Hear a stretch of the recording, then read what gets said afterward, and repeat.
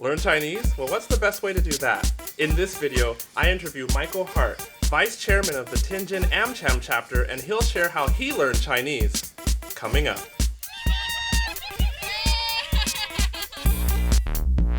Hi, my name's Kuijo. I've lived in China for 10 years and I speak good Chinese, but Michael has lived in China since 1996. So for 6 years I spent in Taiwan, and then for the last 14, 15 I've been here in mainland China. I run a U.S. commercial real estate business. That's my full-time job. And part-time I'm the vice chairman of AmCham here in Tianjin. We have 60 staff here in the office, and on a day-to-day basis, everything's done in Chinese. So tell me, how good are you? In terms of reading and writing, I'm probably at like a HSK 4 level.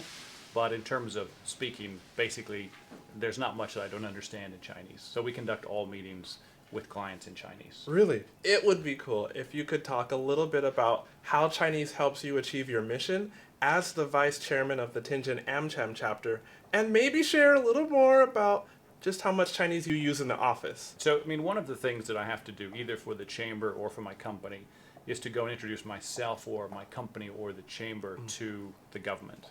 So, I mean, the standard thing I have to do is to go to events and welcome people. So, you know, you'll get the 今天我非常高兴来代表美国商会, or is it 中粮联行, which is the Chinese name of my company. 中粮联行.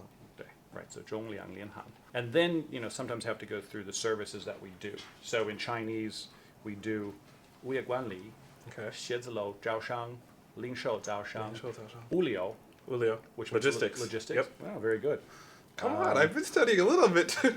To be very honest, if I have to read something that's written, it's not as enjoyable. So I actually prefer to sometimes write it in English, and then I just ad-lib in Chinese as I. So I, you know, it would say like, I welcome you to our 10th anniversary, and then I would say, you know, 非常高兴欢迎大家到我们的10周年的什么年. And that makes it natural, but you're pretty good if you feel in front of a crowd you can ad-lib. The Chinese purists would say that I don't use the technical formal terms. Of course not. And so sometimes, particularly if you deal with the government, sometimes you need somebody to interpret your Chinese in Chinese. So your colleague knows exactly what you're saying, but the government's not used to you saying that. Yeah. When I was in university and having to speak in front of people, I remember our department was hosting one of these singing competitions. I practiced many times because I had to say yo, like from my whatever department, 来主办. But I kept saying 主板, which is the motherboard for a computer. And every time I said that in practice, they just laugh at me. And in the end, I still said motherboard. And everyone laughed. But you have to be okay with people laughing at you in Chinese. Right. So I think one of the things when learning Chinese is if you do put things in a longer sentence in context, right, people are, number one, they're more willing to be forgiving. Yes. Or two, it gives them the context to understand. So if you and I were to stand and individually say 100 Chinese words, people might get, I don't know for you, for me they'd get 30 of them. Yep. If I put it in a sentence, they could probably pick up, you know, 80, 85 of them. So I think for Chinese learners, learning to put things in sentences and in context is a way for people better to connect. I had a really funny conversation one time with a Tianjin taxi driver, and they listened to the crosstalk. The 相声. And so the taxi driver said, hey, do you speak Chinese? And I said, a little. And then he turned on the 相声 for about 5 minutes, then he turned it off and said, what did they say? And so I told him, well, they were basically talking about these things. He said, hey, it's not too bad, and then turned it back on. But to be honest, I didn't know I was going to be quizzed, otherwise I probably would have been a bit more nervous. But anyway, there are people coming out of universities today who study Chinese full-time. They have a really deep knowledge of the writing, the language, the history. For me, Chinese is just one tool in a toolbox. I run a business, so you know, I also spend time on the other things in my toolbox, which would be managing people, understanding the economy, understanding, you know, our strategy. And having Chinese is something that allows me to listen to my staff, allows me to listen to my client in ways where they wouldn't be able to necessarily say in English what they want to do. Or sometimes it gives you a chance to cross-check. You will hear something in English and you'll hear something in Chinese. Or sometimes you'll hear two different things in Chinese, and I might pick up that those two didn't sort of jive or connect quicker than my colleagues because I'm listening intently. Right. You know, I think, could my Chinese be better? Sure. But I need to decide where to invest my time. And at this stage, my Chinese is good enough that it's a tool, but that's not my only tool. And I don't want people to see my Chinese as my only tool. So it can't be. Not in your position. And I really find that when I speak Chinese and meet other people that speak Chinese and talk to their Chinese counterparts or colleagues, really having the people management skills, the business management skills, but the language skill just builds that bridge, that connection. Right. Because we say that language and culture are intertwined and inseparable. And so just the fact that you took the time to learn says a lot to the people who you work with that are Chinese, that you care. Right. So there's a couple people in my team that don't speak English at all. On the one hand, if we said they have to speak English or we won't hire them, we would lose out on their commercial skills. And so even if I do speak in Chinese, it's not always perfect. It will give them the confidence to say, okay, he's trying to work with me. Let's try to build a bridge. But in our meetings, we say, you speak whatever language you can to represent your views. It builds mutual trust, but it also allows everybody to contribute at their highest level. So before when we met over coffee, you mentioned that you had married a Taiwanese wife. Yes. And your children, you have how many? I have 2 kids, so Are- 8 and 12. Are they bilingual? They are. So they've spent their whole life in mainland China. They actually speak Chinese together, like with each other. Wow, that's a big achievement. So, well, I mean, I think it depends on the environment. So with my wife is obviously a native Chinese speaker. Their teachers are Chinese speakers. The IE is a Chinese speaker. What we did when we had kids, my wife and I agreed she would speak Chinese and I would speak English. So we have language, dual language in all conversations. Then each parent has to take some responsibility to find books and read books in your native language and to make sure the kids get the subtleties of language. And so it's quite interesting. We're at the point where my kids now know more Chinese than I know and more English than my wife knows. And we both have, decent level of both. But sometimes there will be some obscure word that my wife will ask my son, who's 12, and he will know. So, wow. So my girl is 9 months old, and I don't have the benefit of having married a Chinese wife, but I did marry an American wife, and we're here, and we're trying to give her this gift of bilingualism. Right. So I'm speaking to her in Chinese, and our Ai is speaking to her in Chinese, and hopefully I can build a bridge far enough so that once she gets to be 1 or 2 years old and really get some language, she can just take off in Chinese on her own. Right. So I would say if you put her in a Chinese language environment, Okay.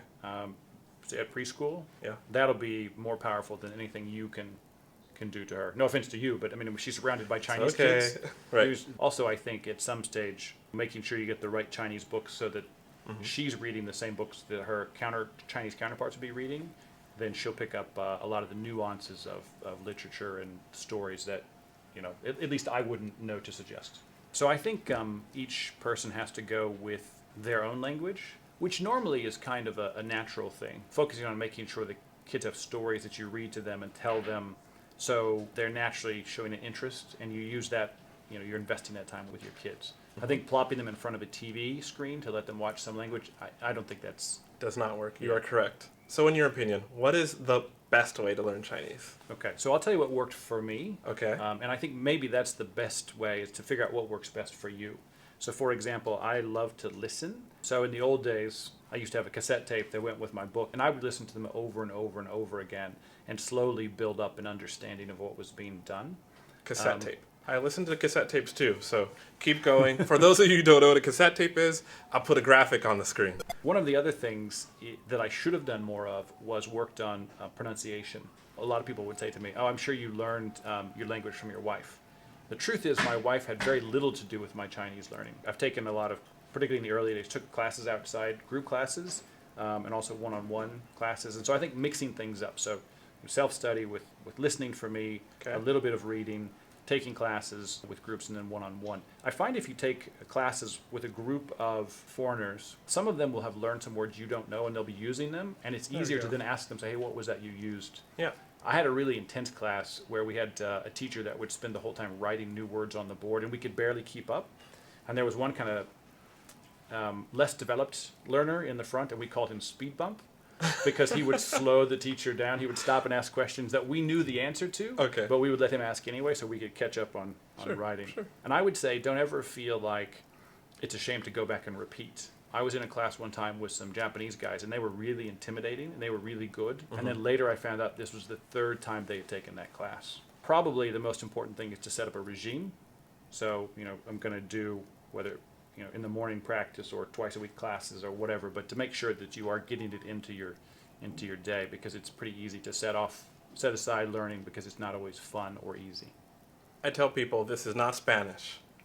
It takes a long time. The State Department says that Spanish, it takes 600 hours to achieve what it would take 2,200 hours to achieve in Mandarin. I think one of the other things that's helpful in learning is to put yourself in an environment where you're the only non-native Chinese speaker. Yes. So in the old days, I worked in an office that had 50 staff and I was the only foreigner. So lunch every day and every question, sometimes you'd be going along and you got very little out of the conversation and it could be kind of depressing, but you're picking up language even when you don't realize it.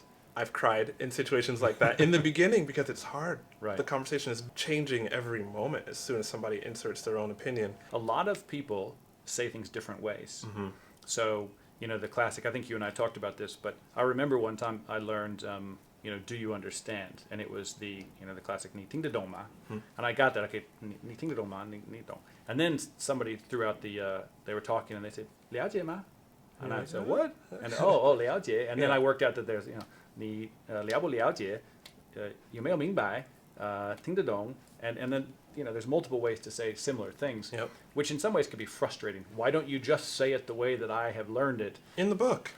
Right, but then you realize that you eventually will have a wide grasp of how to understand. If you're in China and you're surrounded by Chinese every day, then in some ways, when you go home, you don't want to do Chinese. You want to turn it off. You want to escape. And that's understandable, but you do need to kind of keep at it because Chinese is not a language you learn through osmosis. If you're not in China, then you do need to probably ramp up your regime so that you get pounded with it a bit more. Right. Michael, good advice. Tell me, if somebody wanted to get in touch with you, whether it was to learn more about the Tianjin American Chamber of Commerce or your industry or just to ask questions about Chinese, how would they do so? Okay, so I'm actually a pretty tough guy to get a response from because I've got a lot of staff and the email box is full. But what I would say, if you want to know more about the Chamber of Commerce, so AmCham China or AmCham Tianjin, you can look us up on the internet.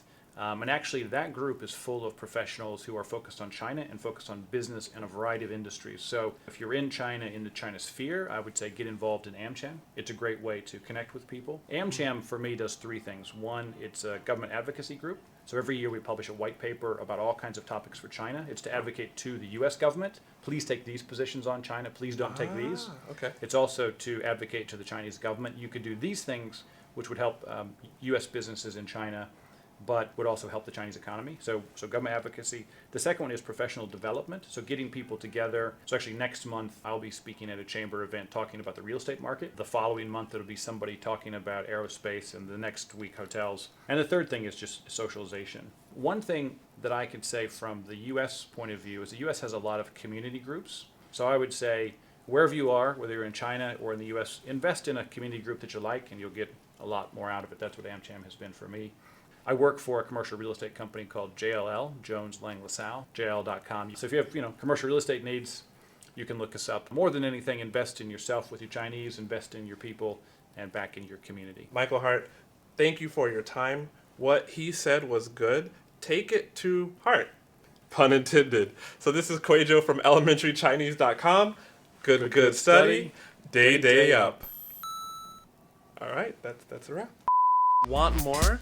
Get the free ebook How to Learn Chinese, and that'll put you on my VIP list. Everybody there gets videos that I don't put on YouTube.